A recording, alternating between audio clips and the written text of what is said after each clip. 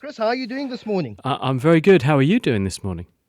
I'm very good. You may not have heard, but I came from a ear canal extraction yesterday. I have a very bad habit with earbuds, and I don't need you to tell me because the doctor and everyone else here on Cape Talk has been telling me as well. You don't fit anything into your ear canal smaller than your elbow. So that's a lesson learned for me. They told me that when I was at medical school, the first thing that the ear, nose, and throat doctors said to us was the most evil invention, apart from nuclear weapons and stuff like that mankind's ever come up with are earbuds. Not the earphone things that you listen to music on, those things, cotton buds on the end of plastic, single-use plastic sticks, which are bad for the environment as well, but they get to cause all kinds of mischief in ears. One person did give me a tip, though. If you ever get a peanut stuck in your ear, you just pour chocolate in there, and then it comes out a treat. Don't do that either. That was a joke for anyone No, who might have been taking that literally. no. But the first listeners called in. Please get your calls coming in early this week. We can't have, with a few minutes left on the show, 5 calls on hold. Get your calls in early. Peter in Weinberg, good morning. Good morning to you and good morning to Chris and the listeners. Go ahead, Chris is listening. Chris, last week you spoke about the Milankovitch cycles and the ice ages that periodically occur on Earth. I just the night before I was watching a YouTube video that actually explains that Milankovitch did not himself discover or work that out. It was done by a guy by the name of James Kroll, who was actually a janitor at a university in Scotland. Did you know that? I only know that they are named after. They're named in honour of Milankovitch, and they were discovered much since Milankovich's times. These particular cycles, but I didn't know who actually was the person who did the hard sums. No, so thank you for educating me. So the guy is James Kroll. He was a janitor, the son of very poor farmers in Scotland. Went through a number of jobs trying to find his place in life. As a youth, read some penny science magazines and was inspired by that. And eventually got a job as a janitor in a library in Scotland, university library in Scotland.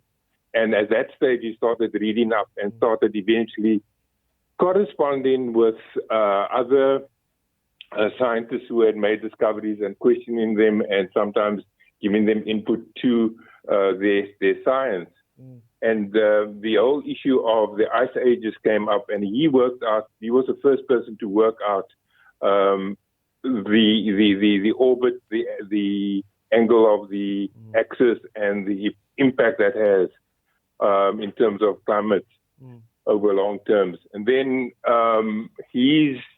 after he was rewarded and eventually made a academic staff member, he, for ill health, had to retire. His work was forgotten, and then Milankovitch came along, found it, and improved the math behind it, and then got the credit for it. Peter in Weinberg, really appreciate that question.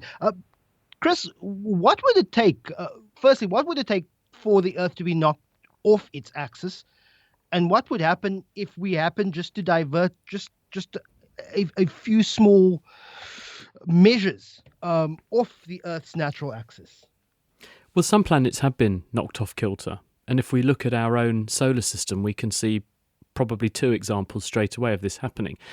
Let's take Uranus as an example. That's the planet, by the way, that Herschel discovered from his back garden with a telescope that he built himself. Amazing, these people, aren't they? We've just been hearing about one person's insights into maths and how things might work, discovered entirely off their own back.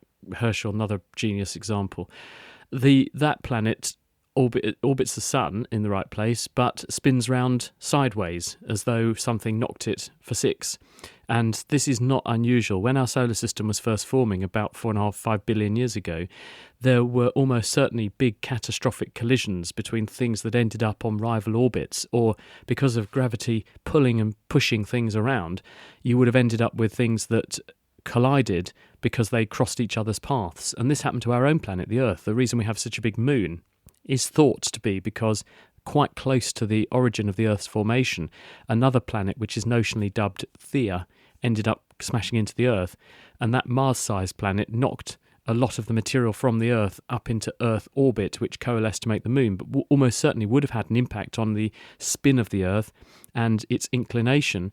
And in fact, the fact we have such a big Moon and that has a gravitational impact on us will have exerted influence on the stability of the spin of the Earth and made it perhaps a more hospitable and propitious environment for the evolution of life. So we may have a planetary collision to thank for the fact that we're all here.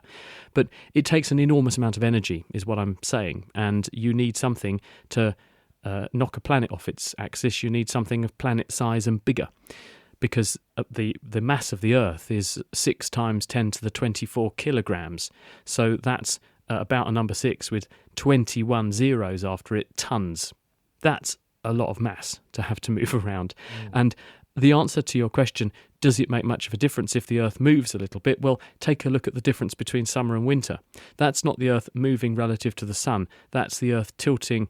That is the attitude of one hemisphere of the Earth tilting towards or away from the sun, changing the energy input to that respective hemisphere for a period of the Earth's orbit around the sun.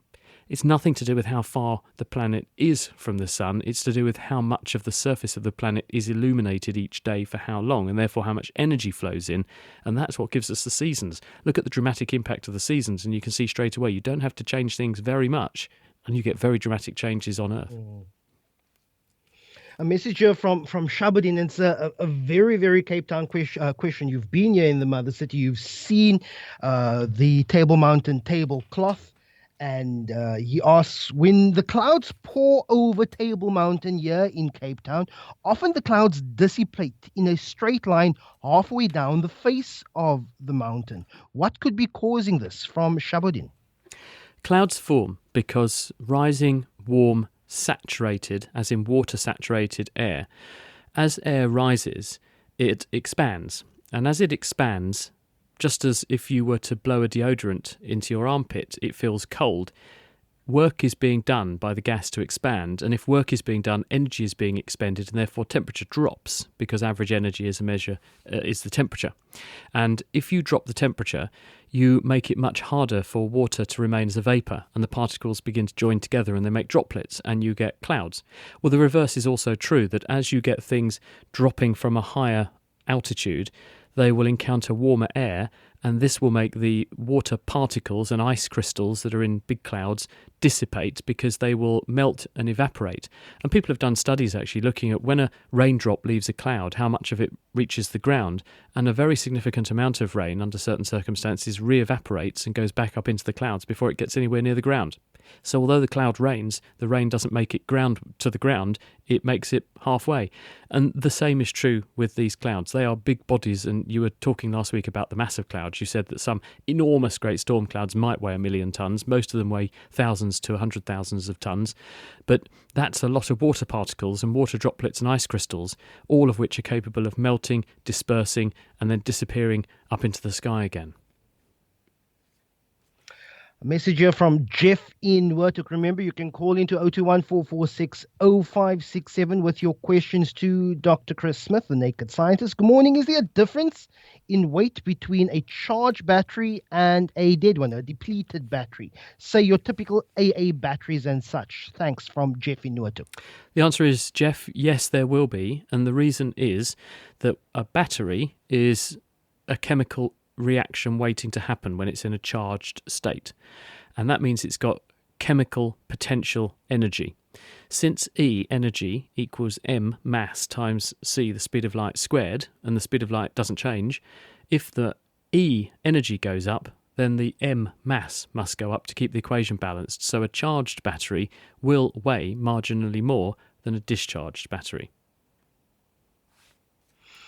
A message here that I think has been answered, but it is the question of storybooks and children's tales. Does cheese give you bad dreams? I can only speak from my anecdotal experience, Chris, meat, if I eat a late dinner consisting mainly of meaty steaks and things like that, I tend to have pretty vivid dreams. Does the food you eat influence how you dream at night? I've asked a cheese maker this question, who is also a scientist, and so he was making cheese because he was interested both in making cheese and loved it, but also in how cheese affects the physiology of the body. He said that there's no evidence to support this, and I think where this stems from is that a few decades ago there were antidepressants being made which were called monoamine oxidase drugs, MAOs, and those drugs turn off an enzyme called monoamine oxidase, which breaks down certain chemicals in the brain. And if you block that particular neurotransmitter degrading enzyme, you can boost the levels of various neurotransmitters, and that gives people a feel-good factor. But as well as there being a brain version of those enzymes, there are also versions of them around your body. And the ones around your body are there to break down chemicals around the body that could be poisonous to you, or could do, for instance, have adrenaline-like effects and cause big surges in blood pressure. And what people found when they took these drugs was that it was possible to create something called the cheese reaction. And people would develop profound surges in blood pressure because of a chemical in cheese, which is called tyramine. And tyramine gets broken down by monoamine oxidase. So it might be that people have put 2 and 2 together and made 6, because you've got a brain-related, mood-related phenomenon going on with a drug which is linked to people eating cheese, and people have jumped to the conclusion that cheese therefore influences brain chemistry and influences mood. There's a blood-brain barrier which keeps the blood system separate from the brain system, because the chemistry of the brain environment is so delicate. It's critical that rapid departures in chemistry going on in the bloodstream, for instance when you just run upstairs, could have a dramatic effect on the brain. So it's tightly controlled as an environment, and these chemicals that would be present in cheese are kept out, and they're also broken down by various things in the bloodstream before they get anywhere near the brain. So my cheese-making scientist friend thought that this was a myth, and that there isn't actually any good solid evidence to support weird dreams arising from cheese consumption. But there is a kind of precedent for this sort of thing happening, because there are various moulds and things that give cheese, and artisan cheeses, their colours and their characteristics and their flavours. Those moulds do make all kinds of exciting biomolecules, and in other circumstances, those sorts of moulds and their relatives do produce chemicals which, if humans consume them, can have strange effects on the nervous system. And a good example of that is ergo. So sort of microdosing, but with cheese then? It's the moulds that grow on things, and ergotamine, which is one of these sorts of chemicals made by moulds that grow on certain mouldy cereals, for example, can get into the brain and can have these sorts of effects. And there are documented accounts in history of people actually using these sorts of things in order to induce hallucinogenic states and distort reality for themselves. So it might be that there's a sound kind of principle to this, but actually the evidence is scant. We have a quick voice note, 0725671567. Let's have a listen. Good morning, Lester and Dr. Chris. I was just wondering how it's possible, or if it is normal, that certain food particles move through the entire digestive system without being digested. And I'm thinking particularly of citrus vesicles. If they're not chewed, then they literally go all the way without being digested. Is that normal? And if so, does that mean your digestive juices don't act on them? How does that work? Well, anyone who's ever dined on sweet corn and didn't chew their food thoroughly will be very familiar with this effect. The answer is that the human gut has a pretty good chemistry at its disposal for breaking things down, but it's not perfect, and there are many constituents in foods that we can't touch. We've got protein and acid in our degrading enzymes and acid in our stomach. We've got fat degrading enzymes, protein degrading enzymes, and sugar and carbohydrate degrading enzymes coming out of our pancreas. And they do a very good job of dismantling most foodstuffs, But there are some things, particularly what we call soluble fibre and things that are in plant matter, which are untouchable. We don't have the right pair of molecular knives and forks to dismantle those molecules, and they make it through from your small bowel, where all of the absorption takes place, into the large bowel, where compaction and dehydration takes place. So if you haven't chewed up and broken down some of your food that has got a lot of cellulose or roughage in it, then it's going to make it through. And if you take a look at examples of things like sweet corn and peas and other things, seeds that plants make are encased in a tough outer coating called the pericarp. This is very rich in cellulose, which we cannot degrade. And for that reason, if you don't break it up with your teeth, then your enzymes are nowhere near going to manage to do that either, and it'll come out the other end unchanged. So chew your food up properly, but don't, whatever you do, not eat roughage, because it's really critical to good gut health, because by binding water, it keeps things running along nicely, and it also feeds your microbiome. You have a big population of bacteria that live in the big bowel, and they can eat some of the things that you can't, and by feeding them, they also secrete various other chemicals that you can absorb and you can use, and that do keep you healthy, and they keep the microbes healthy. And if you've got good microbes there, you haven't got space for bad microbes, and that keeps everybody happy. Let's go to another voice note on 072 567 567. This is a question for Dr. Chris. Why are the planets always round? I mean, if you knock something out of something else, it isn't necessarily perfectly round. Of course, when you zoom in on the Earth, having seen it from space where it does look perfectly round, actually you discover it's pretty wrinkly. The resolution of your view from a long way away is it's nice and round. Get close and you see mountains like Mount Everest, which is enormously high. I mean, you're talking about kilometres high. So it's not a fact that things are perfectly smooth and round, but they're roundish. Why are they round? In fact, the Earth is big around the middle, like most of us as we get older, and that's because it's spinning. The reason they're round is because of gravity. And as you bring material together, that material attracts other material, because that material has mass, and mass has the effect of producing gravitational attraction. How do you arrange things so that in energy terms they are as close to each other as they possibly can be? Well, the best organisation is a spherical shape, because then you've packed in as much stuff as possible as close to every other thing, because gravity works through the centre of mass of an entity. And so in other words, for a planet, the core of the Earth is where gravity is operating through, so everything is being pulled equally towards the centre of the Earth. How do you organise things in the way that satisfies that requirement? You make it into a round ball. So most entities that you will see out there that are big in space, like a star, like a planet, are going to be nice and round. Smaller entities, which don't have enough mass to organise themselves in that way, like an asteroid or a comet, may have will have some semblance of gravity, very, very low levels of gravity, but not enough to pull themselves over time into a round blob. And so that's why you'll see things like asteroids, which actually are the source of water we have on Earth. A lot of the water we have is thanks to asteroids that smashed into the Earth about 4 billion years ago. They're not big enough to organise themselves into a round blob, so they're a more irregular shape.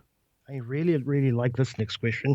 It asks, good morning. Although birds of a different species may nest in the same tree, why don't they ever fly together when they migrate? Birds of a feather flock together, and never a truer word spoken in jest. That is because as birds grow up, they are imprinting on their parents. So they learn, this is what my mum and dad look like, by recognising their parents, and this gives them their own identity. I know I am a X. This is obviously a bit different for birds like cuckoos, which craftily sneak their eggs and therefore the rearing responsibilities for their chicks into other birds' nests. But even so, the parent cuckoo waits for the adopted parents to disappear from time to time, and then comes in and visits its own chick to imprint cuckoo-ness on the cuckoo chick. So in other words, birds have a strong recognition and identity for what sort of bird they are, and they naturally seek out birds like them. And they know that because they go for birds that they can mate with, that they can nest with, and that they can share protection and that are not going to predate them. Because remember, there are birds that eat other birds, and you need to know what those birds look like. I was watching the other day as I was mowing some grass, buzzards coming down, and at that time they were going after the mice that were coming out of the grass that I was mowing. But they'll quite happily go and nick another bird if they can get it, if they're hungry. So it's very important that birds recognise who their mates are, because their mates are probably going the same way they should be. And if you go as a big group, you're in much safer circumstances than if you go it alone. Let's go to another voice note, 072 5671 567. Let's have a listen. Hey, Lexter and Dr. Chris. I just wanted to know, we've traveled to space, obviously. I'm more interested in the deep. I know it's a pleasure game that we're playing, but how initially did we know, obviously, taking space into consideration, and the fact that we weren't out there, could we get so far up in space and not reach sort of, maybe it's obviously a pleasure-related thing, once again, but that we wouldn't reach a point, obviously there's places in space we can't go to, but in the deep it seems like, you can't go as far as you would go in space, the deep is a bit more impenetrable versus space. So how is it that the deep is so much more impenetrable than space? Because the deep is on land here with us. Has any human been to the bottom of the Mariana Trench, Chris? People have been very, very deep. I don't know if they've been right to the bottom of the Mariana Trench. I think they have, but certainly we have sent ourselves there by proxy in the form of many robotic craft that have made it down there. In fact, a colleague, a friend I spoke to a few years back said he was very, very upset when he has discovered a number of very new species in the very deep sea. He said he got to one of the deepest points on the planet, and the first thing that came into view when he turned on the camera was a plastic weather cheetah, Mac. Oh. And he said, you can't find anywhere pristine on Earth that the soiling hand of mankind hasn't touched, unfortunately. It was very disappointing for him that his first view of the deepest place on Earth was a raincoat. I think there's something to be said about that, isn't there? Poignant question, given that this is the week in which William Shatner, Captain Kirk, 91 years old, experienced weightlessness for a bit. He boldly went where no nonagenarian has gone before, people are saying. What an amazing thing. His reaction was profound, wasn't it? But the answer is that the first people who sailed across the ocean, for example, from Europe to find the Americas, had no idea what would happen if they kept on going across the Atlantic Ocean. All they knew was that the boats in the distance and the land curved out of sight, and this led them to believe perhaps there was an edge they were going to fall off. They went for weeks. They had no idea where they were going. They had no idea what awaited them. They were very, very brave. The first people who went into space had no idea what to expect. We didn't send humans, first of all. We sent animals. And in fact, dogs were some of the initial pioneers of the space race. There's a very touching story of the Russian work done on Russian space dogs, and Laika was the first dog to spend time in orbit around the Earth. She survived a few orbits up there. There was no plan or no ability to bring her back, unfortunately, but they had some idea as to how physiology, that's why they use dogs, because they're very similar physiologically to humans. They had some idea that they could do this, but then it took very brave people to go up there and orbit the Earth and come back and tell the story. Many have lost their lives in the process, but that's all about human spirit, endeavour, and being a pioneer, isn't it?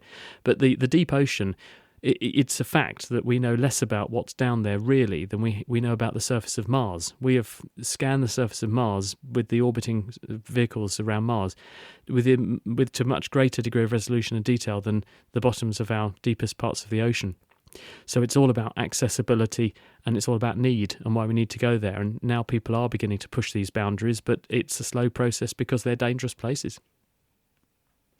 A question here that says, when you smell a bad smell, has bacteria gone into your nose? Says this WhatsApp, and I share a conversation, and please excuse me. So a friend of mine there and his partner, they're in bed, and he lets one rip, and she smells it, and she says, "Ew, what's that?" And my friend Brahm, who's a very dry sense of humor, and they tell me, he tells her that, my darling, is air passing over a turd. And the question then is, are parts of turd, whatever you're smelling, that particles going into your nose and mixing with your olfactory glands and receptors in your nose? Well, first of all, let's separate the two things. A smell is the constellation of odours which are present at a particular moment in time. Odours are molecules, and so when you can smell a particular smell, it's because a group of molecules have activated a particular constellation of receptors in your nose that are sensitive to those particular molecules, and that's why you experience the smell that you do. Where does that smell come from? Well, that smell comes from whatever the source is, which is producing those molecules. And in the case of things like bowel contents, then there will be microorganisms which are breaking down things that they can digest in your intestines. And as they break those things down, the metabolic byproducts of them going about their metabolism, just like you burp, these bacteria burp, and they burp out various gases. And some of those gases and volatile compounds are whiffy, and they contain, for instance, sulfur. Hydrogen sulfide is included in there. And when that leaves the body, it's in the air, it's an aroma, you can smell it. But the other part of this question is, are there infections or infective particles in there? Because smells are not in and of themselves anything other than just molecules. And while those molecules might be poisonous to you, hydrogen sulfide is actually poisonous, they're not going to infect you. But if microorganisms have gone with the smells, they could infect you. And so the smell can be a proxy for microorganisms that might also, being very small as they are, be floating around on the air and capable of infecting you. So when you smell the smell of puke or diarrhea, that could tell you this person's got norovirus. Norovirus is very infectious, stay away. And that's why we're naturally repelled by these smells. So yes, coughs and sneezes do spread diseases, but farts do too. Dr. Chris Smith, we end off with that on that gaseous note. Really appreciate your time, and we're looking forward to your conversation and your answers again next week. In 2 weeks' time, we have another school show with school kids, and it's really become quite popular here on the show. So looking forward to that. I am looking forward to that. It also gives me a really rigorous workout. I have to go and have a cold shower after those shows because it boils my brain. They ask the hardest questions. They definitely do. Dr. Chris Smith, the Naked Scientist, thank you so much. My pleasure. See you soon. Bye, Lester.